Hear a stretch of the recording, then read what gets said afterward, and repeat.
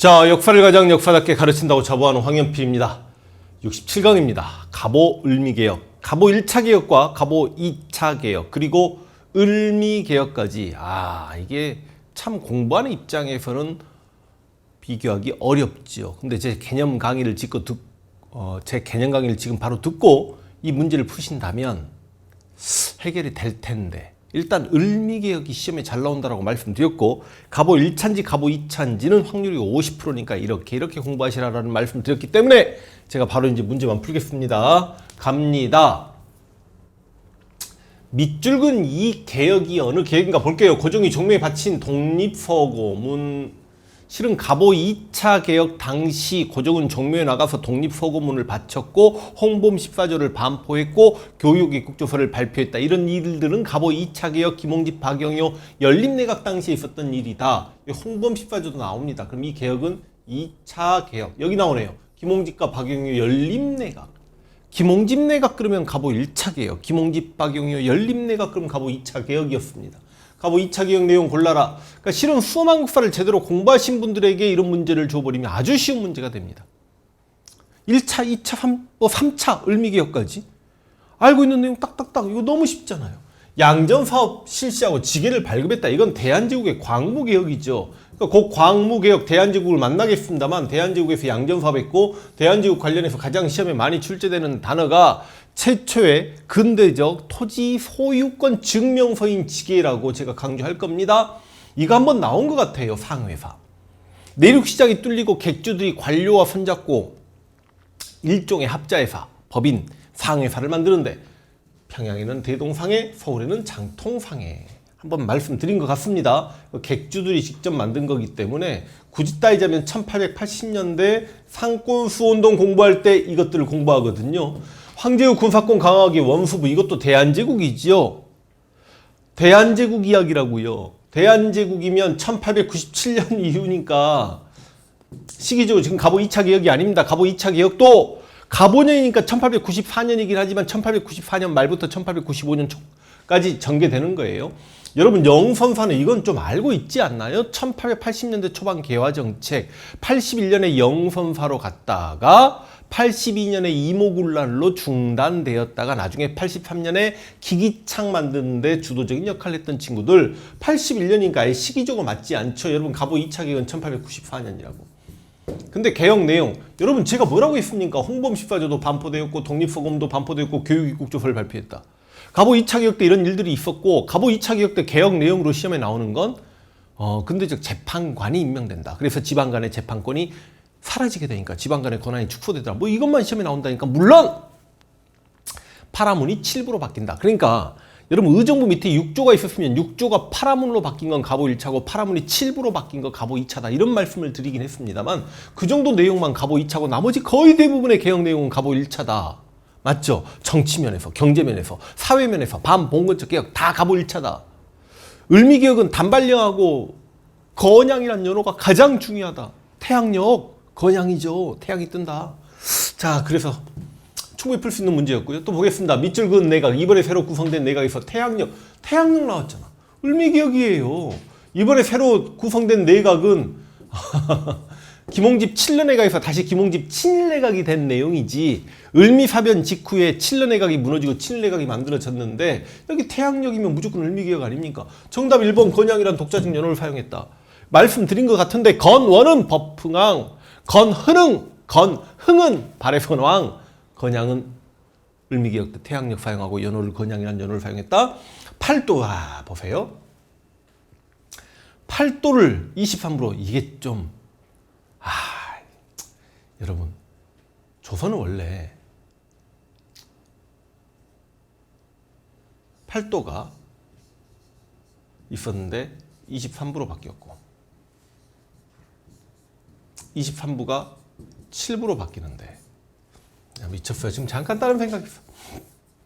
13도로 바뀌는데, 아까 내가 갑오 2차 개혁 때 파라문이 7부 이야기하면서 이것도 이론 강의, 지금 개념 강의에서는 제가 분명히 이야기를 했을 겁니다. 갑오 2차 개혁은 팔자를 싫어한다고. 갑오 2차예요. 파라문도 7부로 바뀌고 팔도가 23부로 바뀌는 게 갑오 2차 개혁이라고.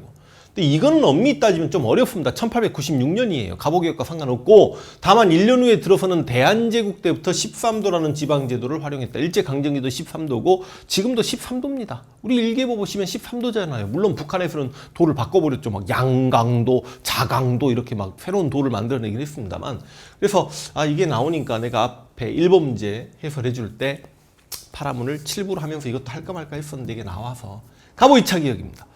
황제직속의 원수부 또 나오죠. 광무개혁이죠. 방문국 설치, 한성 순보를 발행했다. 이건 나중에 신문에서 공부하겠습니다만 어찌되었든지 간에 여러분 방문국이 83년 아닙니까? 80년대 초반 개화정책이 이모군란 이후에도 계속됩니다. 흥선대원군 압송되고 개화정책이 계속되는 과정에 전한국, 방문국, 기기창 그리고 우정국까지 만들어진다는 걸 알고 계셔야 되고 여기서 최초의 근대적 신문 내가 신문 5개는 만들어진 연도부터 폐간 연도까지 알아야 됩니다라고 분명히 개념 강의에서 말씀드렸기 때문에 그거 보시면 충분히 잡아낼 수 있고요. 노비법을 혁파했다. 갑오 몇 차입니까? 1차. 노비법 혁파하고 과거제를 폐지했다. 충분히 풀 수 있는 문제입니다. 오케이? 다음 문제 보겠습니다. 밑줄근 개혁 내용으로 옳지 않은 것. 얼마 전 정부가 교정청을 폐지하고 군국김철을 설치하여 대대적인 개혁을 단행했다는군. 교정청은 동학농민운동 당시 조선 정부가 스스로 개혁하겠다고 교정청을 만들었는데 갑오개혁이 시작되면서 타율적 개혁기구인 군국김처가 만들어지고 자율적 개혁기구인 교정청이 날아가는 거 아닙니까? 그리고 여기 경제면에서 개혁 내용이 보이잖아요. 음본이제 그 다음 조세, 급납파, 도량형 통일, 재정의 일원화 다 갑오 1차야. 경제면에서 개혁 갑오 1차라고 제가 말씀드렸죠. 갑오 1차 개혁 내용으로 옳지 않은 걸 골라라. 과거제를 폐지하였다. 정치면에서 과거제도를 폐지하고 국내부를 설치하여 민비의 정치 참여를 막으려고 했고 그런 내용은 전부 다 갑오 1차니까 이건 갑오 1차 맞고요. 반봉건적 개혁. 신분제도를 폐지, 그러니까 쉽게 이해하면 노비제를 폐지 같은 말이지요. 연자제 금지하고 조혼 금지하고 고문 금지하고 형벌도 없애주고 대신 여성의 재가는 가능하도록 해주고 이런 반봉건적 개혁이 전부 다 갑오 1차니까 이것도 갑오 1차죠. 노비법 혁파 갑오 1차겠네. 재가형 1차겠네. 정답 또 건양 나옵니다. 건양 태양을 세우다. 을미개혁 때 태양력. 계속 정답이 이렇게 떨어지잖아요. 다음 문제. 보시면 가나다를 발표한 순서대로 옳게 나열한 것은 그랬습니다. 지금부터 국내 공사문서의 개국기년 이게 조금 어려웠겠네. 갑오 1차 개혁 때도 연호를 사용합니다. 그게 개국이라는 연호를 사용해요. 내용상 과부의 재혼을 가능하게 해주고요. 보면은 이렇게 노비제를 혁파하는 내용이 나오니까 지금 가는 갑오 1차라고 생각하시면 되겠습니다. 그 다음 단발령 나옵니다. 그냥 을미개혁 이제 됐죠. 단발령, 태양력, 건양 우편 사무재개 종두법 소학교 친위대 진위대 설치까지 이렇게 을미개혁 내용이 있습니다만 한능금에 유독 많이 출제되는 을미개혁 내용은 단발령 그 다음 태양을 세우다 건양 그리고 태양력 그러니까 태양력이 시행되면서 연호가 건양으로 바뀌었다 같이 잡아도 되는 거 아닙니까? 을미개혁이고 지금 다는 실은 2번 범위는 아니죠. 나중에 광무개혁 때 공부하겠습니다만 원수부란 단어가 나옵니다. 황제가 절대적인 권한을 갖게 되면서 군권까지 장악하고 원수부가 만들어지면 이거는 대한제국 광무개혁이고 광무개혁이면 최소한 1897년 이후라고 봐야 되니까 순서는 가나다 이렇게 가시면 되겠네. 다음 문제. 마지막 문제입니다. 다음 가상 대화. 다음 가상이라는 단어가 없는데 다음 대화에 나타난 상황 이유 사실 옳은 거 골라라. 며칠 전 러시아, 프랑스, 독일의 압력으로 일본이 청에게 라오뚱 반도를 반환했다. 그러니까 여러분 청일전쟁에서 일본이 승리하고 시모노세키 조약을 체결하자마자 러시아가 프랑스, 독일을 끌어들여 가지고 러시아는 요동반도를 욕심내고 있었거든요. 삼국간섭이죠. 삼국간섭해가지고 일본이 토해내게 만들었다. 지금 1895년 초 상황이지요. 그래서 우리도 이 기회에 러시아를 이용해 일본의 간섭에 벗어날 방도를 찾아야 할 것이네. 그럼 지금 현재 1895년 초 이후의 상황에 대해서 옳은 것 골라라는 문제인 거죠. 조청 상민 수륙 무역장정은 이모군란 직후에 청나라와 조선이 체결한 조약이니까 정답이 될 수가 없고 건양 여러분 1895년에 시모노세키 조약 삼국간섭 그리고 김홍집 칠러 내각 그리고 을미사병과 김홍집 칠러 내각 들어서고 을미개혁하고 건양이니까 또 정답은 건양에서 이렇게 떨어집니다. 행정기구를 6조에서 8함으로 바뀌었다. 이건 내가 한번 말씀드렸습니다. 갑오 1차 개혁입니다.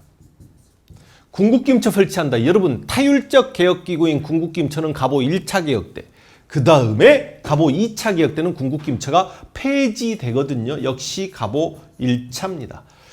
영국이 러시아를 견제하기 위해 검도를 점령했다. 갑신정변 직후에 1885년 상황이죠.